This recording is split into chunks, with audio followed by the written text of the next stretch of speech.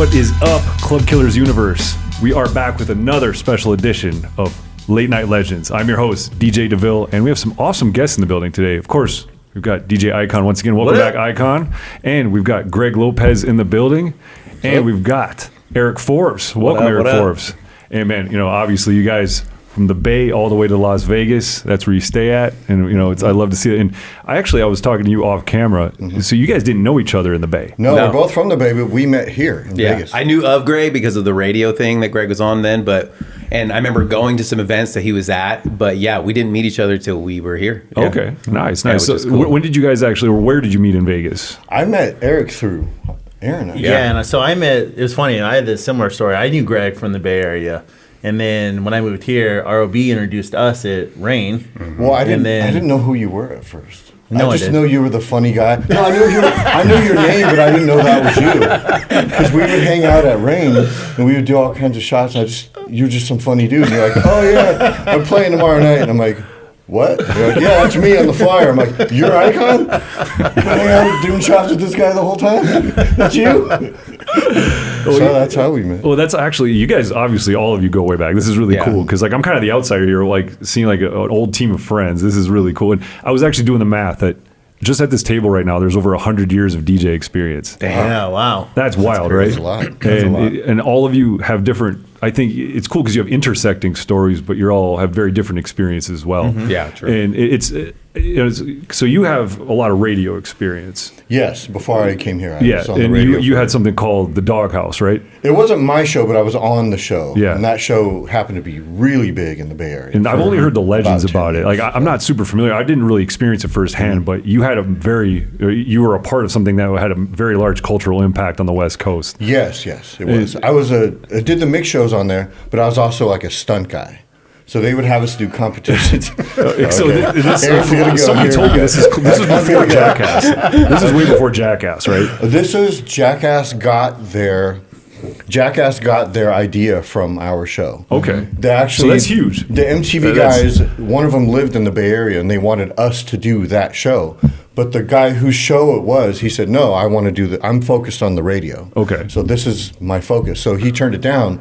Then they went and created Jackass. Okay, so this is a massive cultural impact. Because if you grew up any time between the mid-90s and 2000s. I can point out stuff on Jackass that we did that they took from us. Okay, so they took it to another level at a certain point. This is on the radio, though.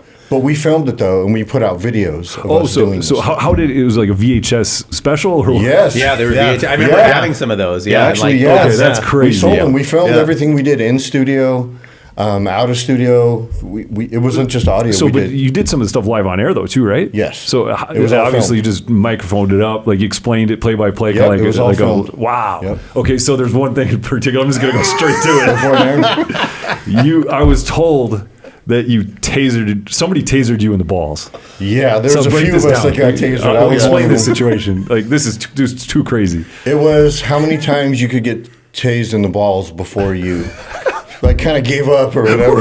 So one, I'm done. Now that's a clip. Cue that clip. Let's see that clip. Yeah. And roll. So whose idea was this? Did you just volunteer or did you get volunteered? We never knew what we were going to do as the guys who did the stunts. Okay. We didn't know what was going to happen. So we walked in there blindly. It's the guys who created the show gave us things to do as we walked in. They said, guess what? Guess what you guys are doing today? All three of you guys are going to tase your balls, and whoever taps out first, you get a consequence. And usually the consequence was worse than what that was. So tasing in the balls was the good thing. What was the consequence against getting tased? What was the consequence of that? I don't know. Well, wow. We had an autistic guy that was on the show, and you had to, you would have to make out with him. So you know what? So that was going downhill quick. That was the consequence. So tase me in the balls. Go for it. I'll do that all day. I don't want to. That's some leverage. Yeah, go for it. That really escalated quickly. Wow, extremely. That's the type of stuff we did. So how many years did this happen? What was the? I was on the show for almost 10 years. Wow. Yes. And so the fact that you actually were the genesis for Jackass, because I've been watching that since I was in high school. That's where they got their ideas from. That is insane. Because the MTV affiliate lived in the Bay Area and listened to our show. I had no clue about that. As an outsider too, like me seeing the radio, he's kind of putting it it was, the radio station was huge. That whole thing was huge. It like took over the Bay Area. They would do parties at like Sound Factory and stuff. Like so many people would show up. It was and not even the Bay Area. I lived in Reno, and like we knew about it, and when we would drive, so we would always go like record hunting at Amoeba Records like once a month. We'd go down there, and like as soon as you could turn it on, like that was like you get signal. The signal went pretty far, so people in Sacramento. Oh yeah, you could get like as far as Monterey and Salinas. It had is this around the same time as like Howard Stern and things like that? Howard Stern was our competitor, so he was doing some wild stuff. Because I was aware, because he was nationally syndicated. Like obviously, I lived more in the central part of the country. And he had a bigger reach. My dad always listened to him. He was syndicated into our market also. So you were going head to head on that side. We were battling Howard Stern, and there's a time that we surpassed him. Yeah. Just in Northern California. Because the stakes were high there. I mean, because it was shock jock radio. That was an era. And at that time on the radio, anything went. You just couldn't say the F word, and you couldn't say shit.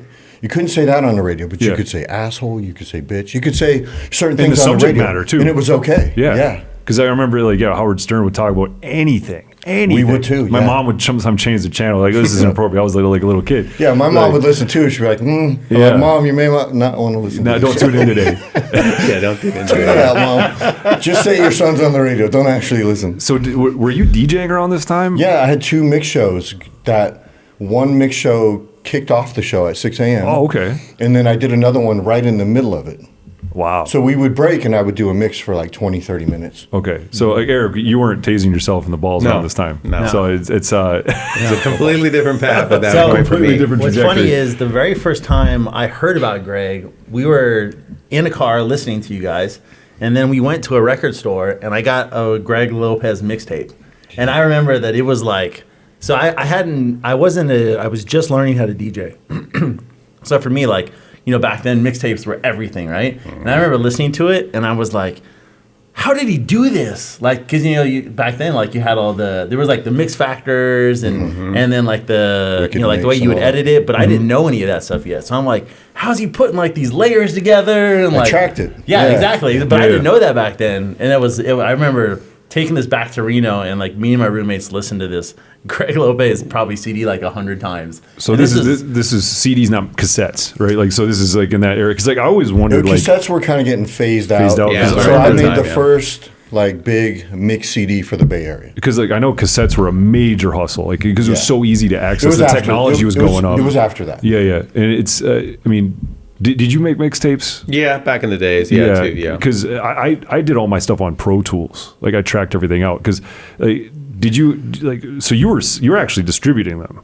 Yes, I had them pressed up and actually distributed them. Wow. Yeah. And the way we didn't get caught is I didn't put a track listing. Okay. Because they said the people that got nabbed for that would look for the track listing at the store. Right, so I just didn't put it on, and I promoted it on the radio. We had such a big following that people went out and bought. Yeah, so that was such an important part of the culture too, because I know it was a kind of an underground thing. Because I remember like going to college in Orlando, and a lot of the breaks DJs that it was all cassettes, like it's just rows and rows of them. It was like 2001, 2002, and then the CDs kind of upped the ante on that. The quality went up.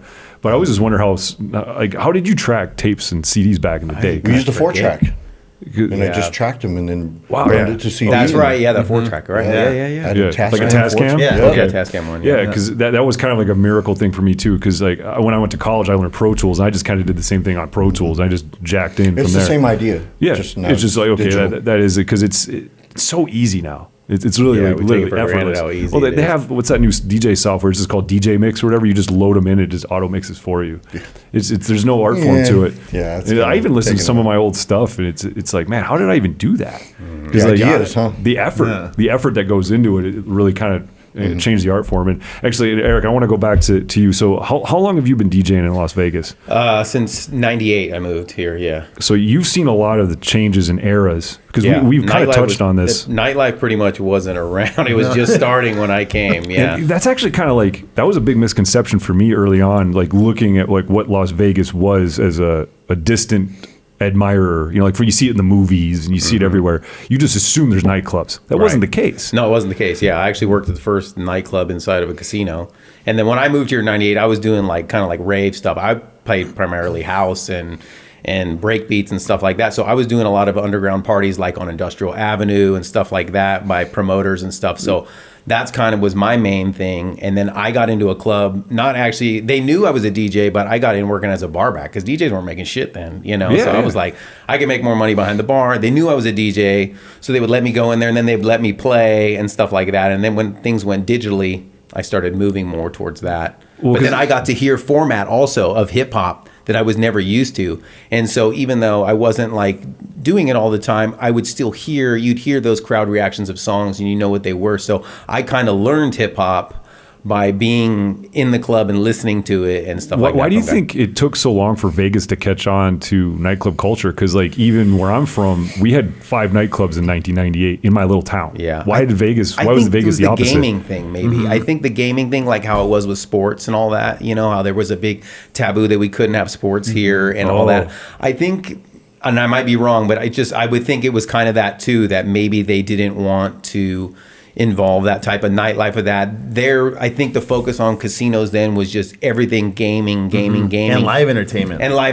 Right. Back and then when they started yeah. to see how much revenue came from that, from nightlife and stuff like that, and it also brought a younger crowd. Yeah, true. Well, because I don't know do you guys know the story about MTV The Grind when it was at Rehab? Yes. Yeah. So they were getting complaints that the music was too loud. And it was just like a pool. It was like a spa pool. And they actually tried to have a dance party with MTV. And they had to overdub the music after. So they're dancing to nothing. Really? Because the pool. That's where Scribble was on that. Yeah. Pre-Scribble. This is before Scribble, Yeah, I think. okay, Yeah. yeah. And it was like they just tried it out, like a pool party in Vegas. What a concept. And it ended up being at Rehab, which is the most legendary pool of all time. First of its We all kind. were there. the first of its kind. Yeah, we all were residents there. Yeah, and that was the most awkward beginning to a pool party. I think I can't even imagine that. Just dancing with beach balls to no music. Yeah. Here's the beat, everyone. Yeah. And 3, 2, 1, And if you go. actually- I'm just like I looked it picturing up. that in my head, like Everybody had their own Yeah. dance moves. Yeah. Well, I mean, what was the first nightclub? Like, so who was the first casino to realize, hey, we're onto something? You're like, so how did was that happen? Studio 54 Studio 54, before? yeah, that's where I worked. It was in the beginning. yeah. That was Yeah. the first official one inside a nightclub. And So it's that a was big MGM mega Grand, club, right? too. And it was a mega club. Yeah. And I owe a Yeah. lot of my DJ career, I think, to that place because it was a 40,000 square foot nightclub built to dance before bottle service. Yep. And so, especially in the older years of it, I hated it when I did it when it got older because it was such a hard room to do, but it made me so much better as a DJ because it was not the coolest club, and there wasn't table service, there wasn't anything like that. It was a huge dance floor, so you had to take a venue that maybe wasn't that cool, but still would be busy and keep people staying there and keep people partying and keep people dancing. So looking back on it now, I look at all those years and I'm like, dude, it made me so much better Oh, of a yeah, DJ. because it was Even though wide days open I booth. fucking dreaded going in there. It wasn't just disco centric, though, right? In the beginning, they had a really big set. They had a really strict thing. So for the first 2 hours, it was actually a pre-recorded mix, and it was 70s, 80s, 90s.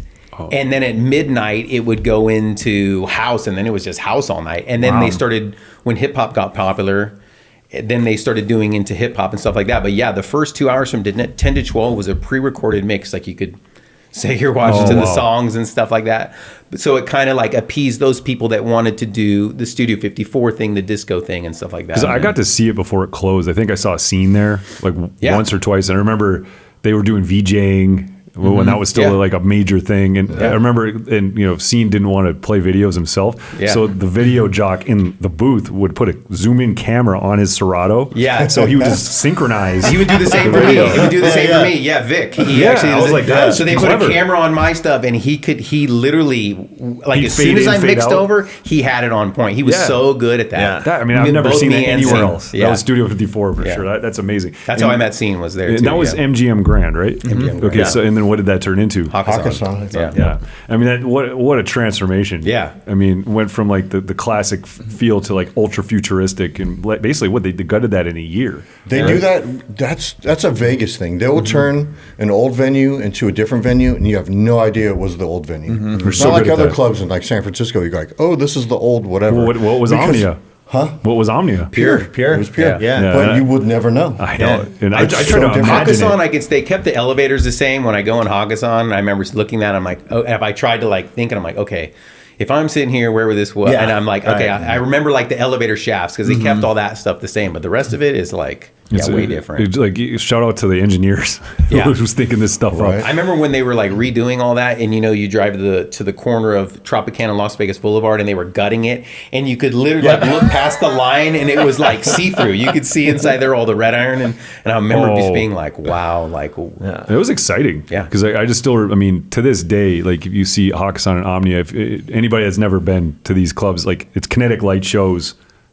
They invented these things that so many other clubs have copied it internationally, but they are like some of the most. To this day, I go to Omnia and my jaw just drops every time. It's amazing, huh? You sit there and stare at it. Yeah, it's the just like, pictures how don't is do this happening? justice of how big these things it are, how was massive. It was an 8-story shaft for the chandelier just to come down, and then it just takes over the room. It's wild, Yeah, and so you guys, like, when did you start playing in Vegas? 2004. Okay, and you started in 98. 98. So you kind of saw the beginning of the bottle culture and the evolution. Yeah, Pure is where that started. No, so wait, what was there's Street 54 and then the lounge.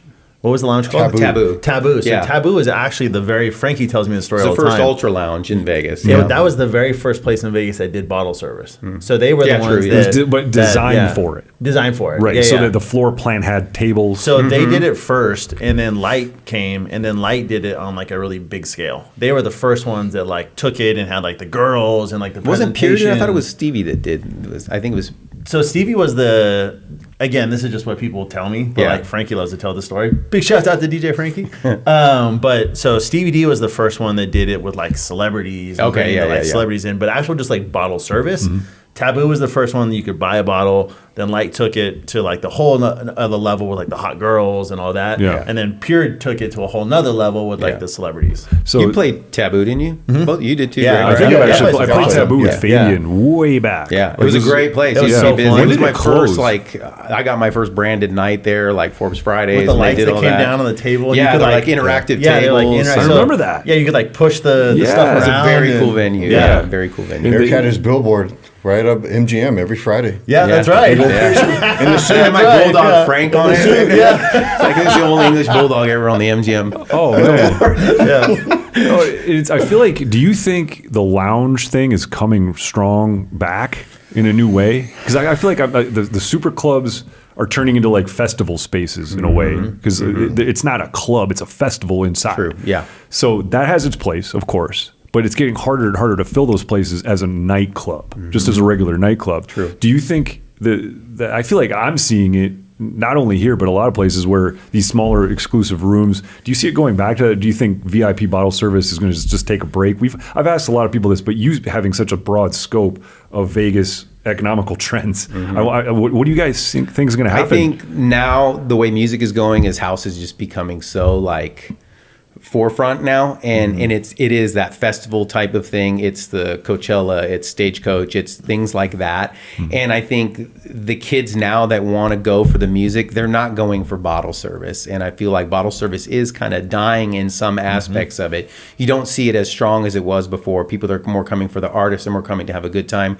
You see that some like venues are kind of trying to switching to that format and doing stuff like I see Win is doing that now. Like on Sundays, they're going to have a party that's just outside and it's multiple artists, and stuff like that. And they're really trying to go after that because I think they see that's where the curve is starting to go now. But there's a dilemma here because I noticed that they're like double stacking headliners, for example. Like they had Carnage / Gordo, and then, so it's Gordo and Chainsmokers in one night. Right. That doesn't get cheaper. It gets more expensive. So there's an economical dilemma there. Like, how do you pay for more artists when they're not buying less bottles? Or do you think, is it the spenders that are supporting that? Is it I think GA? so. I think part of that is a marketing tool too. I think they know they're going to take some sort of loss, but they're looking at the long game of it and being like, okay, we're going to double book some artists and we might not make it on these first couple, but it's setting the standard of this is the kind of president we're trying to move forward in and stuff like that in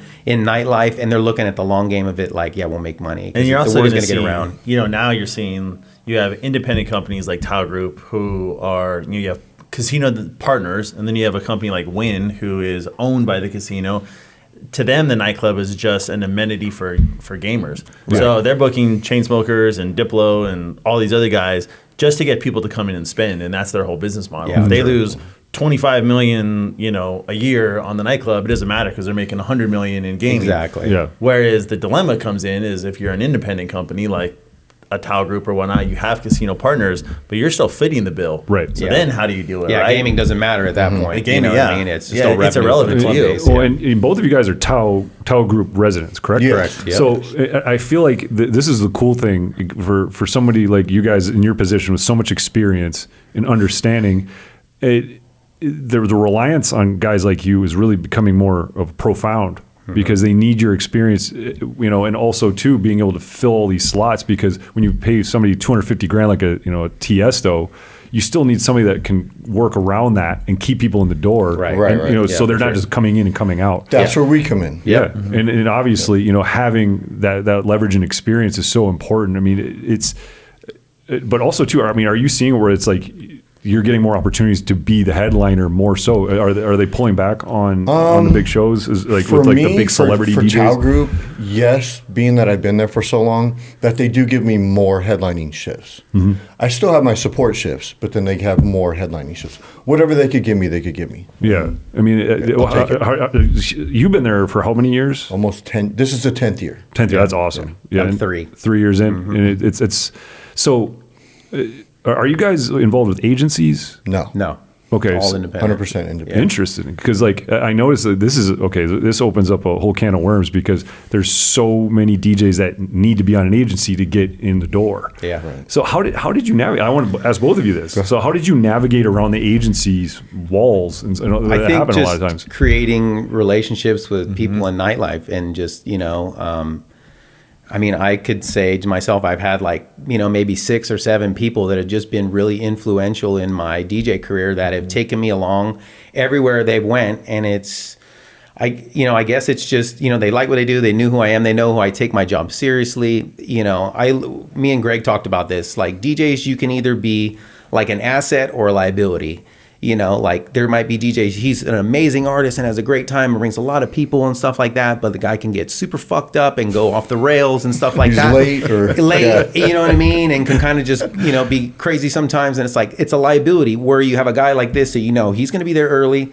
If there is any direction or something he needs to go, it's going to be received and being like, handled. okay, he knows that, it's obviously a revenue-based, facility, and you want to keep the place open as long as you can, and you want to see it make the most money as you can, and you can take direction if you need it, and you have the club's best interest in mind and stuff like that. And so I think I've just been able to build relationships with people, and I was lucky that I started because where I did in the late 90s, because I met a lot of people that were that small foundation of nightlife that have branched out. Together, right? Guys that I knew that were bar managers are now vice presidents of casinos, and they have just taken me along with them, and I'm super lucky and blessed with that. But it's also, I feel like my work ethic that kind of got me to be able to have Well, it's kind of good to have a reputation of an insurance policy, like you said, where you're that reliable, that consistent. Yeah, Credibility is very important in this case. Huge, Sure, 100%. yeah. This is this is a really good note for DJs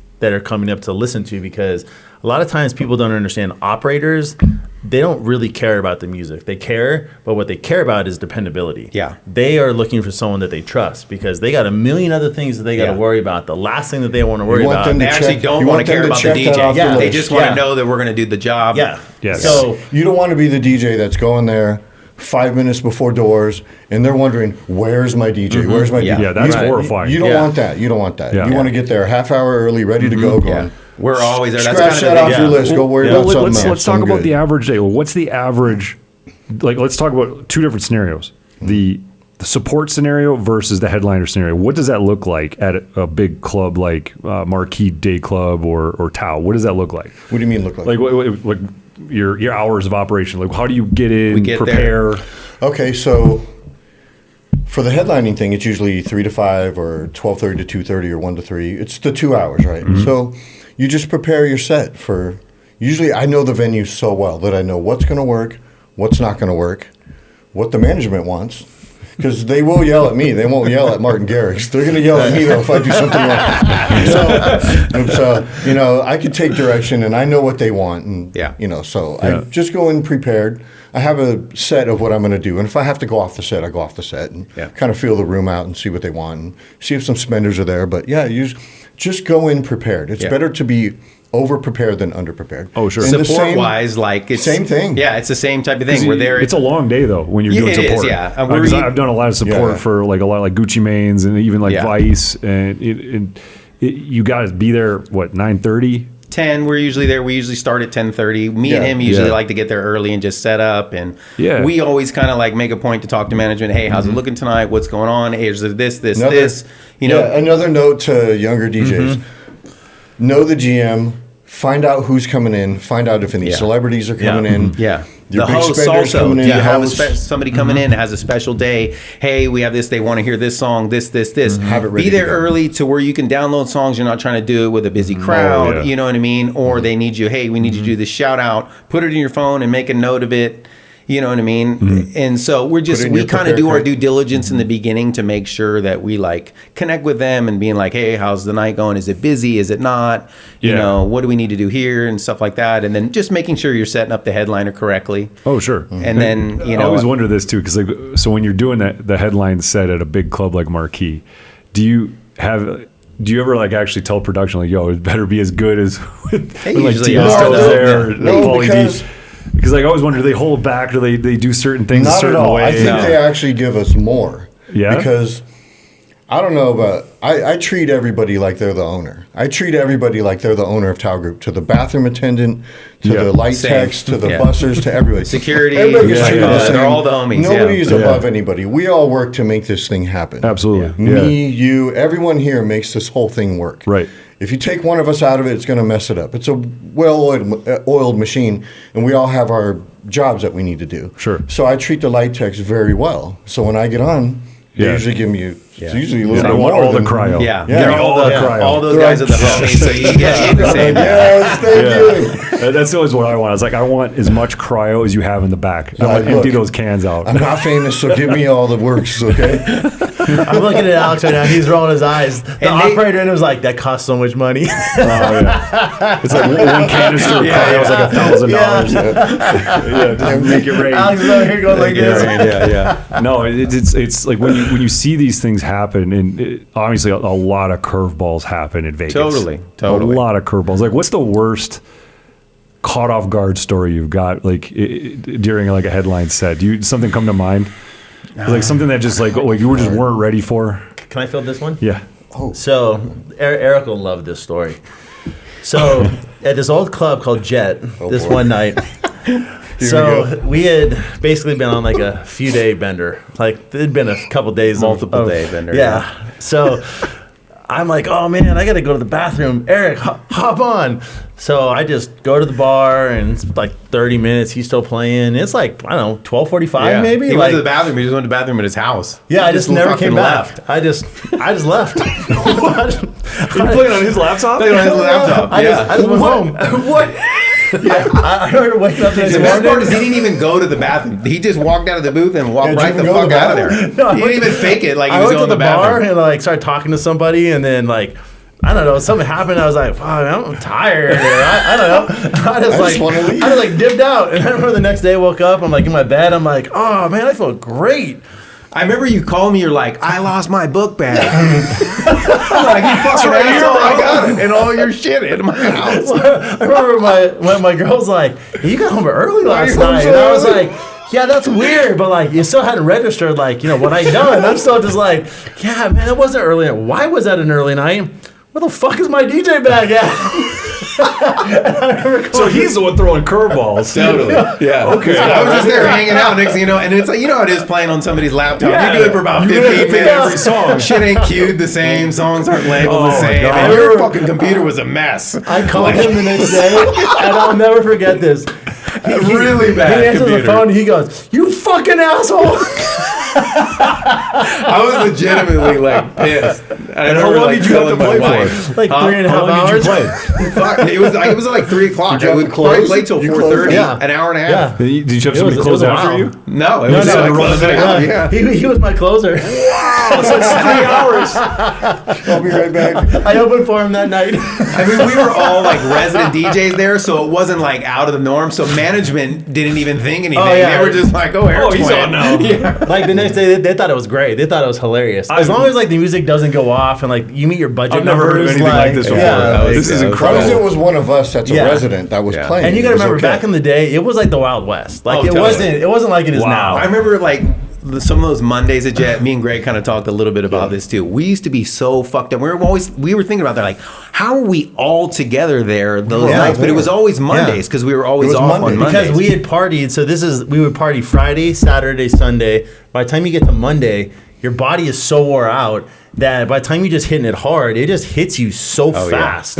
And so you're Well, just we were all there. It was so we fun, all though. were just beyond like Yeah. borderline blacked out drunk. I remember some of those times you'd put on like the shittiest 4-beat loop and you'd look at me with the most serious face. Let's go to the bar. Let's go get some shots. And it was like crowd was like a like- vocal in the 2-beat part of it, and he would walk to the bar and just be like, "Yeah, let me get some shots," and it would be This is incredible. just leaving the crowd hanging. leaving the crowd hanging. There were so many. Wait. There were so many times that back in those early days, I didn't drink, so I would walk in and just see them all fucked up, and they like I knew Icon and probably Eric the best, and they wouldn't have no idea that I was even there. I saw when they were at a certain level, and I would just be like, "Yo, I'm out." Like, Nope. I'm out. Do you remember when I had to carry you out of the booth at Jet? Oh my god. So we found Greg one night. In the bathroom? Yeah, in the Bathroom. bathroom. Passed out. So Yeah. passed out like, it wasn't like me. Like he had his clothes on. But Yeah, I was sitting. we're I was sitting in the stall, and the security came in and kicked in the door. Boom! And he saw it was me. I'm like, it's me. I was DJing earlier, and he's like, okay. I said, can I just stay here? And he goes, sure. And he shut the door. Just stay And here. I believe I text you. I said, I'm in the bathroom and I can't move. So like I'm like playing, right? So we close up and I go in the bathroom and he's just like he's got like his bag up, it's like a little pillow, Yeah, and like, he's just in there like camped out. snoozing. Wow. So I just remember me and the security guard had to like drag. I mean, think he's a it was big you two dude, that right? carried Like, him yeah. out. Yeah, I think we Like, both you were carried him just- out. Yeah. It was in the middle. My feet were dragging. I just remember. Did we go to IHOP after? I think that was Yeah, still yeah, at IHOP yeah, night. yeah. Was it that night? I think it was still at IHOP Okay. night. We I used to go to remember- IHOP after. When we Yeah, got story in my about car, IHOP we had to story. like lay him down like face first in the back seat, and then we like grab his legs and like throw his legs in Oh, the car. So, okay, Jet Mondays were some of Yeah. the most epic parties. Oh yeah, I think I was actually at one of those. We had I like saw T-Pain we were and booking Jet. they were booking Yeah. hip hop artists Yeah. there before. Like remember Rick Ross parties yeah. and Soulja Boy. Kevin Some of Hart the would just most come hang out. Crazy Yeah. fucking parties we've ever done. Like that place was beyond packed. It was so fun fun. to Dude, DJ. so Do you remember fun. the one time Eric got really down on himself because he thought he had a bad set? That was at IHOP. Remember? Oh, he's all, the whole ride there, he's bummed out. Oh man, my set sucked. We're like, dude, it wasn't bad. You're so hard on yourself. That's so- I'm So, like a fucking- he's moping around IHOP, going to the bathroom. My set sucked. He's hitting things, hitting shit on the ceiling. It sucked tonight. And then I was like more of the, you're okay. Aaron, He was fucking Aaron antagonizing. was like, Remember you went to the bathroom and you were like, you hear a set like here, so you're like, you gotta go take a shit. He's telling the server, he's like, yeah, you should have heard his set last night. It wasn't so good. Making Eric feel even worse. Oh, we all fucking destroyed those nights. Yeah, I don't know why I still have friends when I hear stories like this. So now I'm starting to wonder. So I'm so glad I didn't grow up in this because I probably wouldn't have survived it. Yeah. Because I had my Nah, fair you'd be share of fine. crash outs. I mean, We turned out fine. Yeah, you know, it's We funny. all did it for a while, but we all had to make, I think, some serious 'cause- changes. Oh, yeah. So what was like? So obviously there were some clubs that enabled this situation. Yeah. like that you just All of them. described. Right? All of them. Yeah. So it was yeah. a fucking wild, wild Who west. was the then. first I mean, one to like stop the? Or was there anybody that just said, "Hey, enough is I enough. You believe it guys got to just tighten became up." more, Well, like Eric corporate. said yesterday, Yeah. we talked yesterday, it became more corporate. Yeah. Okay, So Nightlife became more So you had corporate. HR they kind of departments to tightened deal the with. belt a little bit on things. Yeah. And you're like, okay, you got to. And I think the older you get too, it's like you want to have some longevity out of this too. And, you know, it's like Well, yeah, because I you've think been doing it this was since just, we 98. couldn't do that like, shit forever. When No. we were in our 20s, it was like, you know, you could go and get destroyed. You wake up the next day, have a couple sips of water, and you're like, I feel great. Yeah. You know what I mean? Yeah. You just keep doing it again. But as you get older, just those days. But you're obviously, your guys are crushing it still. So there's some longevity secrets here. And that's what I want to touch on too, is like, you know, we've all been doing this for over 25 years. Yeah. And we've all found our way to stay relevant. Like, what, in your opinion, is a great way to stay relevant after you cross that 20-year mark as a veteran DJ? Like, what did you do to stay on point? Obviously, relationships are huge. Yeah, for sure. But you obviously still have to be a great DJ. Yeah, So I what's think for that me, secret for it you? was just having like some anchor points in my life that kind of kept me going down that straight path. I think for me, like my faith and kind of like having a relationship with God, kind of just, you know, it made me more like a straight path, and I knew to just what I needed to do there, and when things get with too high or too low, to kind of keep Well, you're me a in that family man nice too, middle, right? in the middle part, you know. And I think the other part was like being my family, you know, Yeah. like being a dad, being you know, having a son, being a husband and stuff like that, being a provider, kind of having to take my job more serious, because I do have people that, you know, I'm in charge of, and I have to I have to make this work, you know what I mean? And I think the other thing, which kind of touches on what we were talking about, like in nightlife, is just like is prioritizing like self-care, you know, and just and making sure I'm getting enough sleep, and I'm working out, and I'm eating right, and not just getting fucking wasted. I don't even really drink too much anymore. Well, yeah, I was gonna say, it's Same. not like Vice went cold turkey. Yeah, I mean, Like, so do I'm you very guys like close still to that. dabble and enjoy a drink? Maybe Like, a shot here and there, Here but and there, not but- going crazy But like what that. about you? I wanted to ask you the same question. Like, what was your adaptation phases? As like obviously going from shock jock era, making mixtapes, to, you know, being a part of Towel Group. Like, I had to relearn DJing when I came to Vegas. It was a different type of DJing. Like, what we did in San Francisco was way different than what I had to relearn everything. They were performers. Rob and Hollywood were performers. They were performing. I was like, okay, I have to learn how to perform. I have to connect with the crowd. Can't just be up there playing songs. Anyone could do that. Yeah. So I learned how to do that really well. And I had some good teachers too. And they really, like Eric said, you build these relationships and those people take care of you. And then, you know, things happen. You switch to, you know, you get let go of places, you get fired, a new company comes in, cleans house, you have to go to a new place. And then you have to kind of start over and build your reputation. You're always building your reputation, because it seems like that always happens. I went from playing Rain and Moon and those big clubs to I got fired and I played a lounge in the Aria Deuce Lounge at Aria, and that's all the Light Group had for me. Yeah. But I tried to do my best there to try to work my way up, because Light Group had other venues. Sure. And eventually they went, okay, you're doing good here. We're going to put you at Bank. We're going to put you at One Oak. We're going to put you at Hayes. And I said, cool. And then you just take it serious. All right, guys, I want to take a quick break from the podcast. And as a special thank you for tuning in, Late Night Legends wants to offer you guys 15% off at the clubkillers.com store. It's super easy. All you got to do is go to clubkillers.com, go to the store, pick out your favorite merch, and when you go to the checkout window, enter the code LATENIGHT15. Thank you guys for watching. Let's get back to the podcast. Would you guys all consider yourself open format DJs? Yes. So Definitely. were you always an open format DJ? Yeah. Yeah, I mean, Okay. I started as house, but I learned to be open Me too. format here. Yeah. Because I was doing everything from 9 Inch Nails to Darude, and Right, all in right. one set. And that's Whatever works. Yeah, Whatever whatever your crowd. works, Because yeah. like I'm just like consider myself like a top 40 of all genres DJ. Like I don't dig deep. I'll admit that. I'm not one of these guys that can do a hipster party, like an underground deep crates type of set.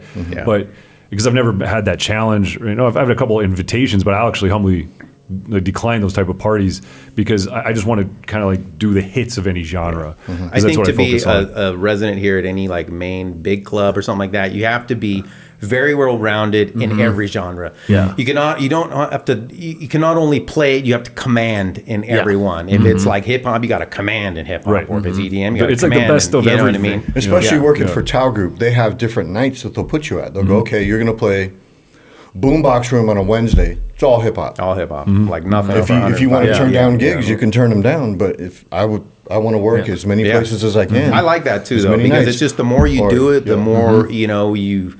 Just another feather in the cap. So, you know what I mean? But was there any genres that you felt like maybe at one point were something that maybe wasn't your strongest genre that evolved because of the demand? Because like obviously Latin had a huge wave. Yeah, I think Latin when would Bad probably be Bunny one of them. and J Balvin were kind of making a crossover super top 40.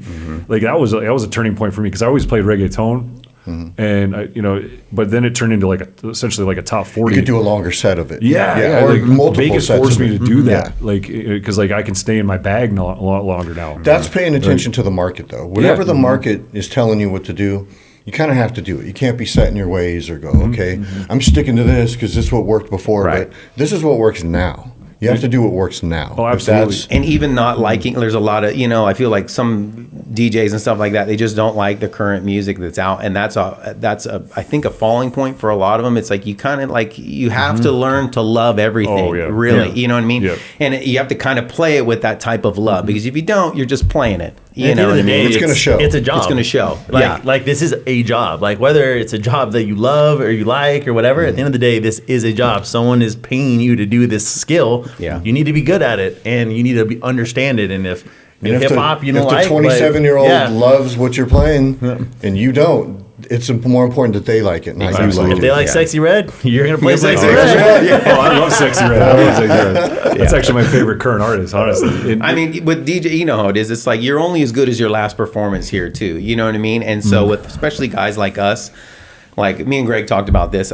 Every venue that I go into, like a club or whatever, the amount of people that are in there, I always think this same amount of people are DJs that are wanting to take my job and are ready to go. And there's more hiding in the shadows. Absolutely. And so you go in there and play like your job depends on it because it does depend on it, And so really kind of making sure, and that's kind of where I go back to that thing of like self-care is like making sure you're ready when you come into these gigs. You're well rested.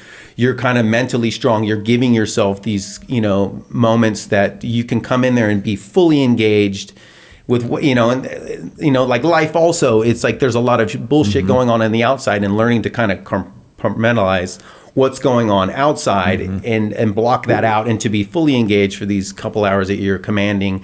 There's all days that we don't feel like going to work. DJing, I think, is one of the hardest jobs when you don't feel like going to work because you have to create a party when you don't feel like partying. especially when somebody leaves in the middle of the night and forces you to DJ the rest of it. Exactly. I'll be right back. So, but like just always kind of putting your best foot forward and, I always say being that ready. DJing is kind of like being a comedian because it's you have in to front be of a funny. crowd and you're providing an escape for those people that paid money. Yeah. And it's on your shoulders. They don't care what's going on in your life. No, they really They're don't. here to No. have fun. Right. And Yeah. you better make that and at happen. least we get to hide behind turntables. Comedians are all by themselves. That's- And we get to hide behind the music. At And least. now more than ever, you have to be a performer too. It's not just playing. And it's like I know, like in the beginning of my DJ career, I hid behind the turntables. I didn't like being in the spotlight. I didn't like being on the mic, and that took a long time to be able to grow past that and be like super comfortable. It took me like years to do that, but like now it's like no big thing. Was there anybody that because you obviously like both of you providing support for some incredible celebrities along the way, and I've seen some myself. I'm sure you've seen some amazing things. Was there anybody that inspired you to go to a new level as maybe not as a DJ but as a performer? Like I've seen some incredible acts. But can you, as a DJ, you can kind of take from that a little bit? I think you learn something from everybody. Yeah. Yeah, that's what's I so think cool. no matter who you play with, like if I'm opening for Crespo, he plays a certain way, and you go, wow, he really has a certain sort of energy. Like it never dies. Like the energy at his beginning of a set is the exact same as the last song that he plays. Like that is great. He sustains his energy. Some people are up and then down, and they're boring at the end. And you just want to take you can learn something from everybody. Well, even like mic 100%. work. Like, You could learn what not to do too. Yeah. I mean, Yeah. but you Yeah. always learn something from yeah, everybody. it's a blessing to see and witness that. Like Pauly D, I saw how he treats his fans.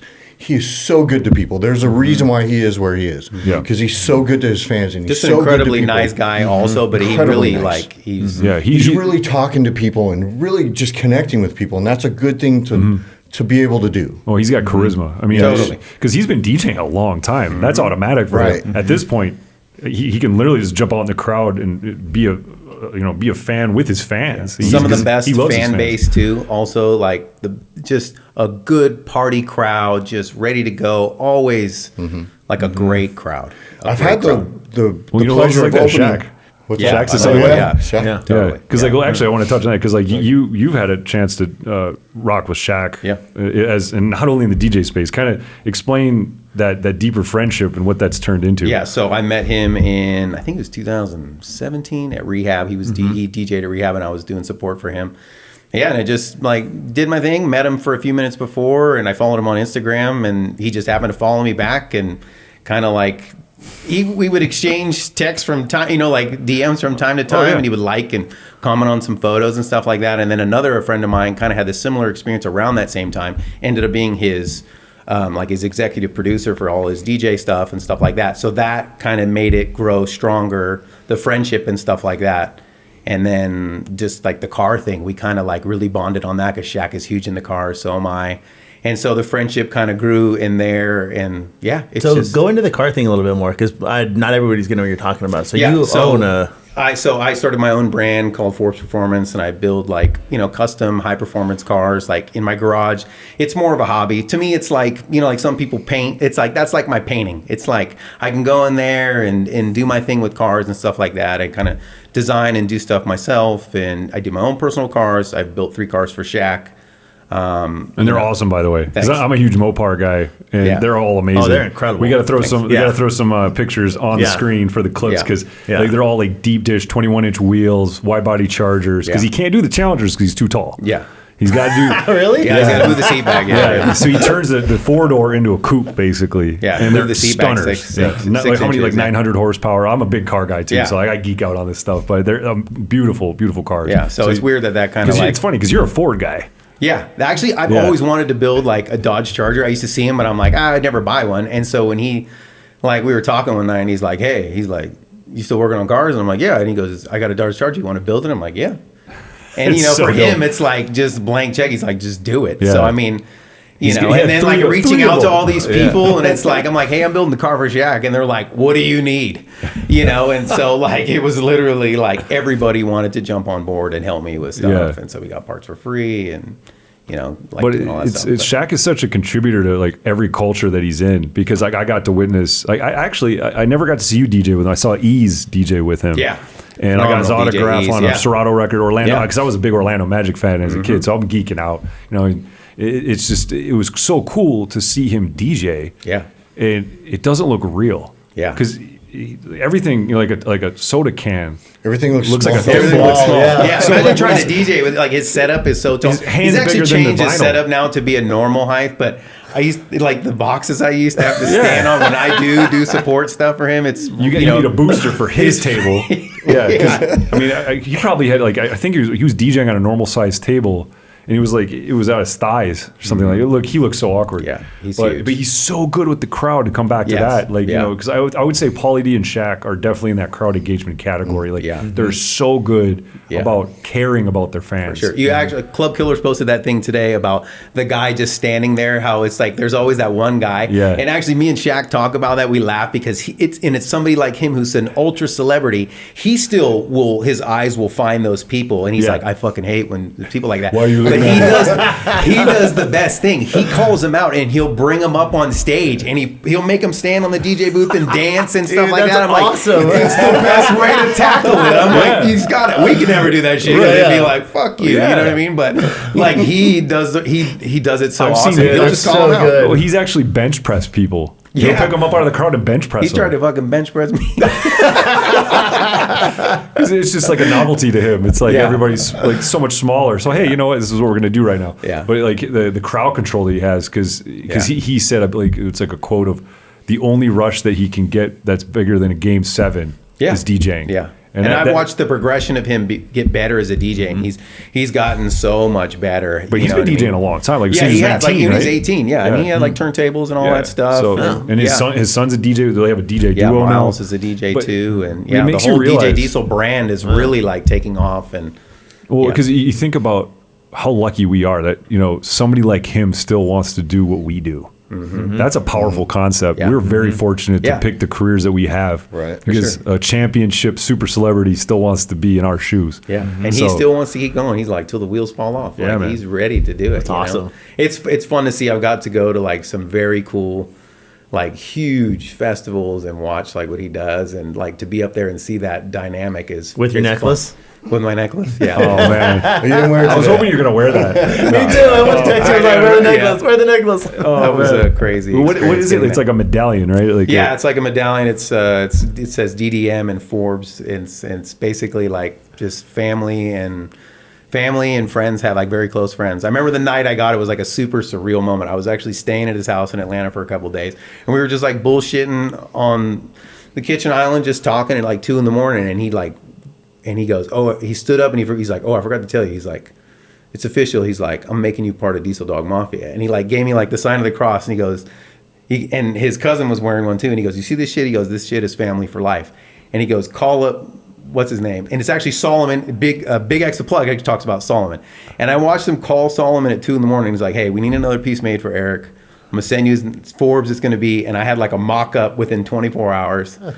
And I remember like walking upstairs and like going to bed in the spare room, and I'm like, I'm fucking sleeping at Shaq's house right now, and I just got told I like have this crazy pendant, Iced out. iced out Iced out. pendant, which is like a fucking vehicle on my neck. Yeah. And this is like part family thing, and I was like, just wow, that this is my life. seriously, going, you know and what this I mean? all came from DJing. All came from DJing. Yeah, super Yeah. blessed, and he's just a great guy. And what you see like off camera, what you see on camera, he's the same guy, if Yeah. not even more generous off camera, and just a real dude. And yeah, very fortunate to call him a friend. Yeah. Oh yeah. cool. Do you think the reliance on these multifaceted celebrities is going to get stronger? Because like I feel like just the one trick pony type DJs, or maybe like a festival quote unquote DJ that just pops in their mix and leaves. I feel like that's kind of not being utilized as much. And people like Shaq, people like Pauly D, they're getting more and more of these slots. Do you Yeah. see that more of that happening? And I just wonder who else can fill those shoes. Have you seen anybody else that can do that? It's very hard. It's tough. It's yeah. tough. It's a delicate amount of things. It's a bingo card Yeah. of things that you got to fill out, right? For sure. Yeah. I mean, but who else kind of like who else are some of your favorite multifaceted performers that you've seen over the years? man, That's a good question. that's a really good question. Like There's MC people that- work. I'm talking like MCing, decent on the decks, even if they're not amazing, but they can do a great job, get through the gig. They're nice. All these, because you hear about all the nightmare story celebrities, right? I've seen there's a million of those, but No, I'm fortunate to have everyone that I've opened for, the big celebrities, have been really, really nice. Everyone's super cool. Usually everybody- There's one that comes to mind. I was telling Eric about him. Is Puffy, Yeah. DJ Puffy. He's from Barbados. I think I was Diddy. not to be confused. I was like, cut it, Very nice. Not, DJ not Puffy. The, Gave not you the some baby oil. Puffy. Yeah. No, he is just absolutely the sweetest guy ever. He's amazing. With another person that just really connects with the crowd, plays the right thing at the right time. His timing's good. Just he knows what he's doing. He's good on the mic, right? I've seen his videos. Excellent. Yeah. He's on the mic a lot, but not too much. It's just connecting with the crowd, and he's just an incredibly sweet guy. Like I opened for him at Tao last weekend, and I went to set up the clothes for him, and he reaches over, assigns the decks for me. Like, wow, you don't have to do that. Yeah, there's like some unspoken etiquette there. Yeah, he's just like a real guy. He's super nice. Yeah, Like, I deal with a lot of those celebrities. They just plug. You're on your own. Oh, Turn yeah. off the laptop. Yeah. I'm out. Oh yeah, with the dead silence. Guys Yeah. at Lower Republic Oh, I've do had that that all the before. time. Like they're done. The manager walks up, just pulls the USB slot out, and we're just like, looks at you, and you're like scrambling around like an idiot. You're like, oh god. man. I've had that multiple times. That only Yeah, happened one that's the time worst. with Morgan Page at Light. I had to close for him, and his manager's like, okay, he's got one song left. I said, okay. And I was on flash drives then. I'm like, can I plug my flash drive into the empty deck? He goes, no, just wait. And he goes, okay. So I just waited back, and he echoed out the song, pulled out his flash drive, and left. And I'm like, what? I hurry up and That plug is the flash biggest drive in. liability because it's like Oh, everyone's man. looking at like you did it. It's Yeah. your fault. Yeah. So it's just echoing out, and before the echo completely is in silence, I'm trying to like scroll through and find a song. It's and a very play it. critical time Yeah. in the night, Oh, also boy. too, because Yeah. that's where our job really comes into play of trying to keep those people there and trying to keep the club open as late as we can. They saw the celebrity. Now I got to keep them for. And EDM songs got like a 1 minute intro, so you press play and you still gotta wait the 1 minute for it to get Right, there. I'm like, Yeah. grab the mic, Grab say the something. mic, yeah, say something. Don't leave, please don't leave. Happy birthday, Yeah, we're everybody! still going. Yeah.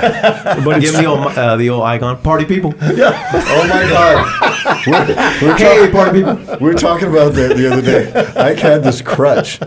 Before he said anything on the mic, he would say, "Yeah, that's right, party people," and then say the meat of what he was going to say. Like if it Every was a time? if it was a birthday shout, he'd go, Yeah, that's "Yeah, right, that's party right, people. party Happy people. birthday." Happy birthday, Jennifer." Like, why are you saying the beginning part? to where I would say it like to the side so the people couldn't hear it. I'd be like, "Right, my people, Jennifer, happy birthday!" Yeah, you go, But you still said it every single "Yeah, that's time. right, party people." Me and Greg Welcome were to talking Bangkok. about the act too. Remember when you used to play the act? Oh, yeah. And we used to have that wear that headset. Oh, yeah. And then we took pictures of you. And look then we like were he's like working texting out. you fucking Yeah. orders. We're like McDonald's orders. We're like, Yeah, At we this just club, you Big have Mac to and a like they had these fries like and- these shows, and you're up in the booth, and then they had to like talk to you. So you had one of those, Like a drive-through like a headset. It was like drive-through a Backstreet Boys yeah. microphone, right? Yes, just like that. Exactly. Like the wraparound? Yeah. Oh, Yeah. no. And then who took the picture? Was it you? Somebody yeah, took one the of us picture. took a Ike. picture He with- looked and back with a zoomed big in smile on with, his like- face, and it looks. we were texting him like fucking orders up there. We're like, hey. Should I supersize that? Ike? Yeah. We were, Wait, why Act did was you have to fun. wear That it? was a fun place to play. because they had shows that came Yeah. on, and you had to communicate with the Yeah. people on the Oh, other wow. side of it. Yeah. So they drug you into the production side. Right? Yeah, Yeah. Like, yeah. okay, start the show. Okay, I'm stopping the song. That was like man. peak trap era. That was so Yeah, fun. It was like that trap was. and hip hop. They really wanted you to like hang it out there and play the most Like when wild Future was shit. blowing up. Yeah, it was Ross. fucking fun. Yeah, they didn't want like Katy Perry, you know. None of that. Yeah. that It was the wasn't gonna fly. grimiest hip hop and the most fucking. And the shows were so fucking crazy. Yeah, it was fun. Yeah. It was a fun place to Yeah. play. So okay, so actually, you just gave me a great question to ask. What was the most lit era? Like the pre-EDM era, or like the Studio 54 era, the EDM era, the trap era, or what we're in now? I think Jet, like for me, it was like, I would say the Jet Monday era before it went corporate. Yeah. And the music was really good. So What kind of music were we? What just music is going this? up into that EDM era. Yeah. Well, we were. 2008. Yeah, This yeah, was exactly. this was before Yeah, yeah. like the big headline. Yeah. This is when we were all the headliners. Yeah, yeah, yeah. We were What- doing. What were the Jet- songs you were fighting to play during that era? Man, it was still like for instance, like Calvin Harris had just come out. Yeah, like but- feel Found so, Love. like He feel wasn't so playing close. anywhere. Yeah, and, yeah, like, but he wasn't playing anywhere. So Wow. you still had these songs So were this is mashup era. crazy. Yeah, yeah, Like AM. yeah. Kind of Yeah, just yeah. coming out of it, but Equivalent it was time. going more to Equivalent, the yeah, clear. exactly, Yeah. exactly. Wow. Yeah. Okay. But I would we say- were the ones that were headlining all the big clubs, like Hayes and Jet and I mean, you had your the own Bank. Forbes Friday. I I had mean, my they own named Forbes your own Fridays. Friday. We all had our own branded nights, and then incredible. Then we Yeah. all moved in, and how it changed, and we all became So support. what were the lineups looking like? So did they like triple stack DJs or two DJs? No, you mean no, do it'd the be whole us thing? all night? It'd be How long were those shifts? 9 to 5 hours, yeah, 9 to 6 hours, 5. yeah. Yeah. We owe a lot. I think a lot of our DJ career to those times when we really were doing 5 and 6 hours, because you really had to learn to command, because they wanted that party from the get go. You know what I mean? Yeah, you had like 30 minutes of with owners would allow you to be like openers, where you could play just kind of what you wanted. I don't know, 20, 30 people in the club, and they're like, hit it hard. Hit it hard. Like Yeah. they want energy the Whoa. entire time. So during that time frame, that was such a wide open time. I mean, it was like World Hold On into Holla Back Girl into like Fergie. You could go all over the place. Yeah. So you did have a really nice menu of music to work with. Yeah. Like, There's a lot of good hip hop too. Yeah, it was really fun. good hip-hop, Yeah, yeah. it was. Yeah. It was. yeah, that was kind of like the golden age of club hip hop, where everybody rapped about popping bottles. Yeah. Yeah. So it was just Yeah, it all yeah. went together. That And was there such was a a lot great of time. like the 70 BPM, like really Yeah. fun hip hop stuff. like was the Pop That, and Yeah, you Pop know, That, Paris, yeah, and like- that shit was so fun. Yeah. all like the Rick Yeah. Ross and that all the was like- Soulja Boy and like all like those. transitions. That was when like DJs started making music Right. for DJs. So you Yeah. had all these awesome edits, and it Yeah. was so fun, because back then it wasn't like, for a while you just had records, and then you had records that had intros, and then you had just websites that were making intros, and then it kind of expanded into that whole Party breaks and- and it was Yeah. all these dope like guys Real like you, custom like stuff. Yeah, custom stuff, yeah. Well, that's kind of when I started making, because like the John Ferrugios and the Victor Menegos, Scissorhands, Riz, Discotheque. Discotheque, Yeah, Discotheque, yeah. yeah. Like that, Yeah. I mean, and Joe Ma's like, I think I've told Joe Maz this, but because he's from the Midwest, from Minneapolis, and he was like, I related to him more because I was so like 3 hours away from him, and I got to see him DJ with some of his friends at a place called like Myth Nightclub and all these other spots that they played at, and that was my first taste of big city DJing. And Joe Maz was kind of like at the forefront of that, not only as a live performer but also as an editor, because that's what I wanted to be. So I always looked at him as like the senior to my freshman. Yeah. And because we're not that far apart in age, but like he was so far ahead in the culture of mashups. And he kind of like, I don't want to say he invented transitions, but he pioneered the best ones. Those guys were like, I remember Discotech would drop something and like everybody would be like texting each other. We all were playing it that night. Did you hear it? Did you hear it? Yeah. I mean, I heard that transition edits, 4 though, times. I feel like your edits were some of the ones, because we were very fast paced here then. I think more fast paced than any other market. And I think your edits were more in line with how fast paced Vegas, like the way we mixed through stuff, it was just very quick, and it just hits you over the head and you're on to the next one. And you weren't even living here at that time, but you really kind of got that. And I think you could tell that you were out playing though, because you knew what worked. Well, your edits worked really well. My dance floors were so tough because I was working in like Green Bay, Wisconsin. Then I went to Orlando, and if you know anything about Orlando, is one of the pickiest dance floors. It's very top Florida culture, and also it forces you to quick mix. Yeah, because you can only play the Nova knows about this. DJ Nova, he's from Orlando as well, and he got to open up for AM. That was one of the first places I got to see him was at a Blue Martini in Orlando, and Riz killed in Orlando too, because it's just like 4-bar intros, 2-bar intros, play the chorus, get to the next one. Yeah, and you're just literally playing choruses. Just so choruses, that was ingrained in my brain from very early on, and then I saw it firsthand as a DJ. I'm like, man, you can't let a song rock. Yeah. So that reflected in your edits? Yeah, absolutely. Yeah, even more so now with like how just people's attention spans are so like short now. You really just gotta like fucking hit them over the head and just nonstop. And that's where like being a performer comes in. Like you said, you gotta have the total package. You gotta have the mixes. You gotta have the mic presence. You gotta have the ability to like almost make fun of them sometimes to like get them back engaged. Like you gotta have all those, our friend Hollywood used to say, all those quivers in your, or all those arrows in your quiver, right? You gotta be able to use them, because for sure. you can't just be a one track pony anymore. Yeah. You just can't. Like, what's like? I want to go down the line. Like, what's your favorite city outside Vegas to play? I like East Coast is fun. Like I do in Atlantic City is always fun. Those parties. I like doing that. What do you think, Greg? I don't really play out of town that much, but back in the day, we used to play in Seattle. You hooked me up that dude, I was just going to say, that was incredibly fun. Yeah. Oh, yeah. Like you built up within a couple of years, you built up a following. It's funny, I don't hear a lot about Seattle, because I don't hear a lot about it anymore either. So Seattle's totally fallen off. Because like, back in the day, it was like, so there was this group of promoters and this guy named David Tran, and David Tran had this club called Venom, and Venom was like, that was so fun. It was the funnest club, and then like all the promoters were, everybody like worked together. I don't know, probably like, it probably fit like 1,500 people. That's a big club. So it wasn't like huge, but it was big enough. Big enough. Yeah, it was big enough, and it was like the perfect size for Seattle.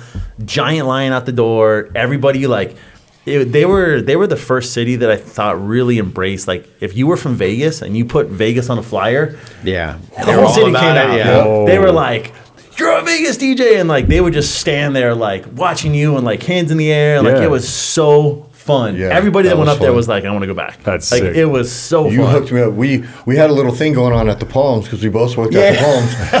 And when Ike would go out of town, I would cover your shifts. Yep. When you went out of town, I would cover your shifts. So we're both making more money that weekend. Yeah, it was awesome. It was cool. It was a good little setup. Yeah, Seattle was fun. I mean, Sacramento was really fun. Sacramento was fun. Yeah, I had some good parties up there. We had some good ones in Tahoe too. Like remember a couple times you and I played together up at Tahoe. Who do you think matches the? We got Butters playing. Hey, buddy. Butters. Shout out to Butters, the Butteroni, the homie. So what city do you think is the most like Vegas culture?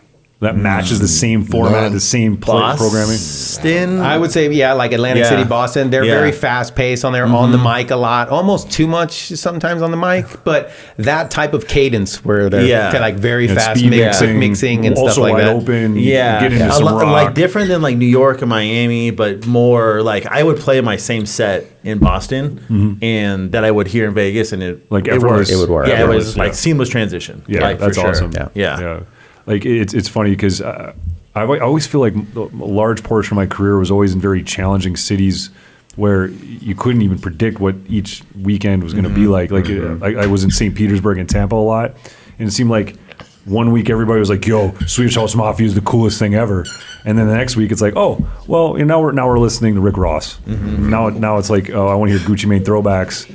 And then, Michael Jordan's in the building. We got to, do classics and like throwback hip hop. You just never knew. Yeah, so I could never get into like a pocket, and like I've always been forced to be a wide open format, always my whole career. Those make you stronger as a DJ, though. Those nights where you really got to work when you don't know it. what's going to happen. Yeah.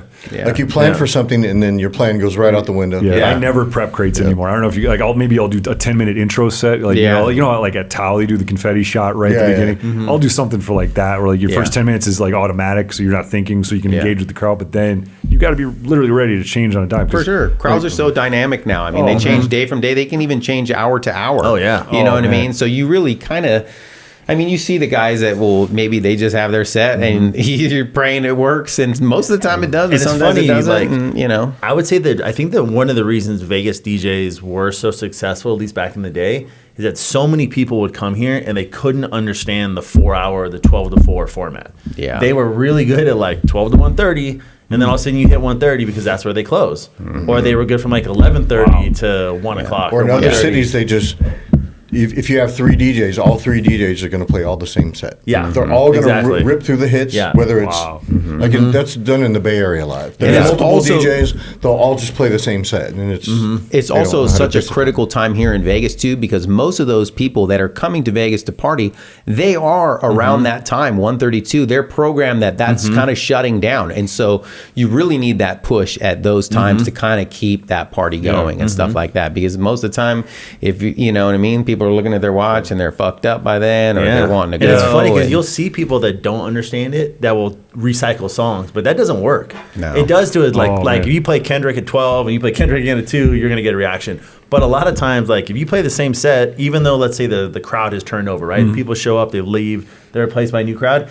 It's a different dynamic. It's a different mindset, and so you have to learn that. And that's why good Vegas DJs, you kind of treat it like a movie. There's a beginning, there's a peak, and then there's an ending. Yeah. Right. There's an ending of the night. And you don't play the beginning stuff at the ending. Well, some of it may. Go, but the peak stuff you don't play it at 3:30 when there's you're trying to keep the last couple hundred people there. You're not ripping through the same songs. You're not trying to peak it out. You're trying to mellow it out because they've already had that part of the night. Like I'm not playing Juicy at 12:30, but I'll play it at 2:30, and that shit gets a great reaction. Exactly. It's timing. That's where all those years of us doing those 5-6 hours, it really like you learn. I remember like Frankie, shout out to DJ Frankie, but like telling me programming. It is all about that. You know what I mean? It's timing. It's programming. It's taking people on a journey. It's playing the right stuff at the right time. You could play in a 12 o'clock song at 11:15 and it'll work, but you should have played it at 12 or 12:30. You got to save things. You got to discipline yourself and go, no, I'm going to play this here because more people will be here and it'll work better here. Well, I actually have time crates. Really? I remember at Pure, when I had open for Hollywood, he would walk by and like he would stand behind me and they wouldn't know he was there, and I'd play the wrong song. He'd just slap me in the back of the head. And he would just be like, no, man, that'll get this like whole speech. But I mean, it taught me like, he really like, big shouts out to him. He was, like you were saying, there's like those people that like were really pivotal in your career. Yeah. He was one of them. He was one of them. Yeah, Lee was definitely, I met Lee when I think 99 or something like that. And, and definitely he was one of the most influential like guys your point, for me I had too. Never seen somebody that was like a performer. Like being in Hollywood at Rain. Yeah. First time I saw it, I was like, whoa. Like being from Reno, I had seen Scribble once at a club, and then we had like a local guy, EJ, who was a great DJ, and he would get on the mic, but it was a different experience than going and like, these guys commanding the room. And I had never seen that before, and I was like, wow, this is new. Yeah, I think emceeing, I think, in my opinion, emceeing actually trumps programming. Like that's in my experience. Like you could do one set and play it a certain way, the same exact songs. and have a guy that's a good MC and good on the mic do the same exact set and get a whole different reaction. For sure. man. Yeah. Especially like you could have one song, you know, like take for instance, Birthday Bitch. You can play it and you're going to get a reaction. Or you can jump on the mic Stop and it. cut it and be like, who's in Vegas celebrating a birthday right now? Make some fucking noise out there. And then you're hitting that shit right from the first beat. And it will go off 10 times harder than it is if you're just mixing it in. Yeah, So that's right, party it people. is. There is an It's MC, a power to it. The MC dynamic. Because to it. that to me is a performer. Let's go party people. Let's go party people. Yeah. That's right, party people. Make sure before you say anything. You say, yeah, that's right, party people. That's right, party people. I remember we used to like look at you and wait for you, and you'd just like smile at us. You knew you're trying not to say it. And you'd be like, "Oh, You're going, why is he doing that? I can't do it. I can't. It's like, just shut off the mic and go, yeah, that's right, party people. And then turn it up when it's time to say what you really need to say. But it's honestly, if it works, it works, man. I mean, It didn't not work. Put it that way. It still worked. But we're just wondering. well, it's kind of like at one We point. watch you play all Remember the that time. one set that Eric had that wasn't good? Let's talk about that. Hey, speaking of another good ID set, remember that time at Bear? We used to do those. What was it, Bear Takeover? We used to do Yeah. DJing take- Explain what Bear was. Bear was another it was Topless one of the- pool at Mirage. Topless pool Yeah. at Mirage. Yeah, we all used to play there. It was part of Light Group and stuff That's like another that. place that we would all be at. Yeah. Every Yeah. every DJ in the city would be there. Yeah, just and me hanging and Greg out. were talking about that too. Like Tiesto used to play there, and this is yeah. before it was like before he was busy. Mm-hmm. This was like in his coming out of his trance era, and like when he was, Yeah. kind of doing that. But yeah, like it was a fun Whoa. place that we all kind of played at. But, Worst DJ booth in the history oh, of dude, DJ the booths. fucking God. worst. And then Like an so office. By the bathrooms. yeah, and it was by the bathrooms, and then it was next to the dolphin habitat aquarium. Yeah, so you couldn't do cuss words. You couldn't do cuss 'Cause words. there's You kids- also couldn't turn the monitor up very loud because they had scared- like a scared the decibel dolphins. meter. Yeah, and then the speakers would always just start cracking because every And then there was DJ always would- shit behind the DJ booth too. Fucking cones and stuff left in life there. preservers and like dolphin food. You're like, what the fuck is dolphin food doing here? The best ever though was Ike came in there one day and it was for a takeover thing, and you went and got that fucking spray tan done.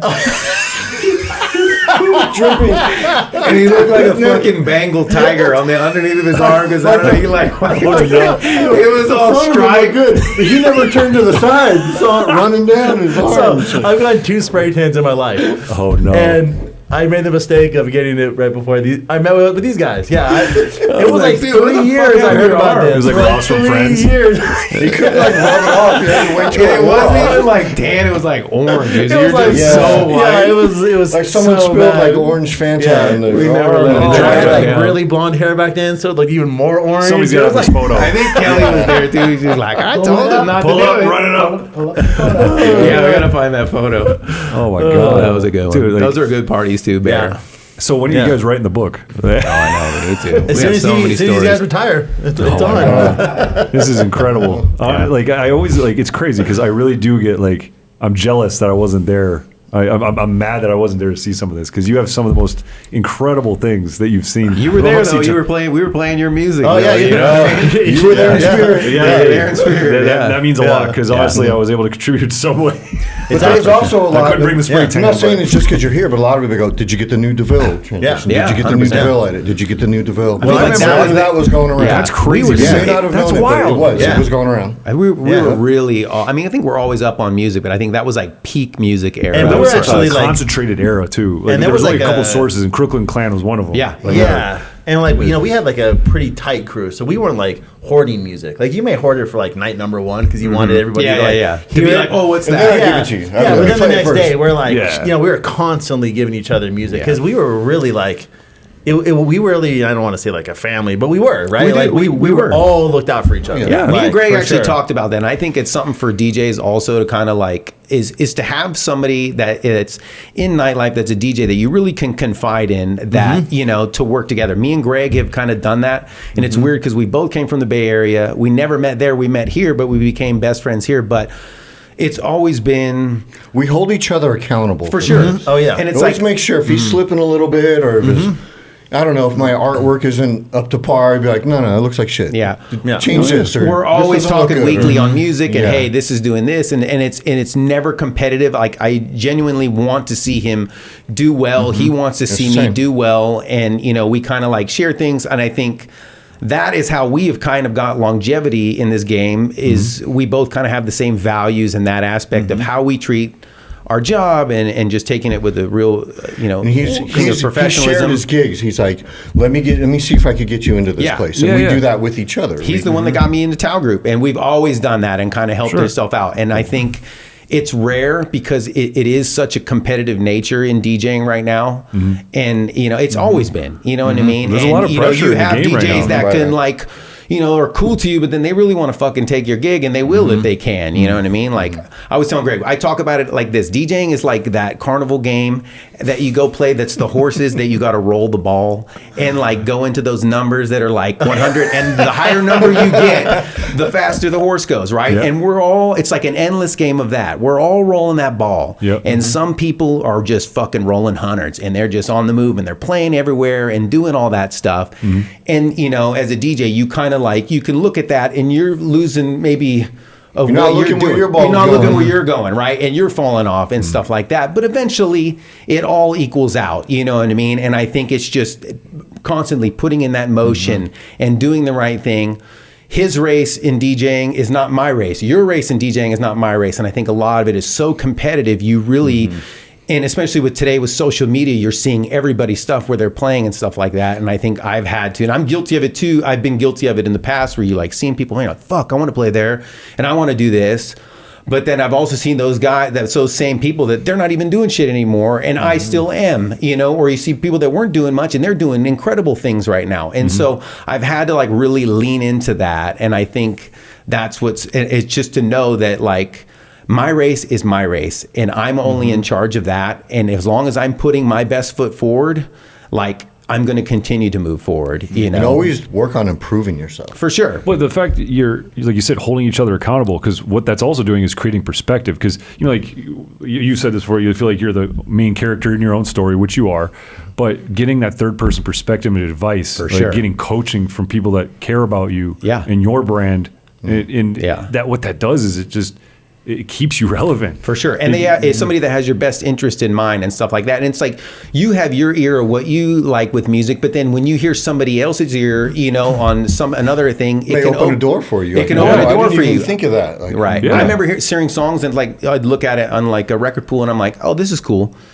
But I didn't download it or something like that. But then I hear somebody else play it and it sounds so good in the club and I'm like, fuck them, why didn't I sleep on that? And stuff like that. So having another person that's in it and doing it and you can exchange musical knowledge, I feel it's just more in the arsenal. Also at the end of the night, like I'll call Eric and go, or the next day I'll go, what worked for you last night? Yeah. What was working? Yeah. Give me like song for song. Did you play these? Did you play this side? Play this style? Did you play this new remix? How did it work? Yeah. This worked good. This didn't work good. I want to know all this information. Yeah. And we'll exchange that. With Tao Group too, like we play a lot of the same venues and stuff like that. So we're always talking. We kind of know we're on the same page of which venue, like what we play at Marquee, we're not playing at Tao. There is some stuff that will blend over, but there is stuff that isn't, you know what I mean? And so we kind of have a general guideline of that. And we're always kind of like talking about like, hey, what did this work for you? What's this? And then we have a Dropbox folder that we're always sharing music and doing stuff like that. Just put three things in there. I just put this in there. Like, okay. Well. And so I feel like it pushes us to move forward, you know what I mean? And it's just another ear. It's communication too. It's also good communication. Holding each other accountable, like we just said, is like, if I got him in the Tao Group, make sure, Eric always does this anyways. He's always a very punctual person. He's punctual, he's professional, gets along with management, and that's exactly what I want, because that's a reflection of me. If if you help me get into somewhere, then that's a reflection We've of you. all kind of helped each other get into gigs and stuff like that. And that's another note. Back in the day, we always shared gigs. For like DJs that are listening, that what you just said is so key.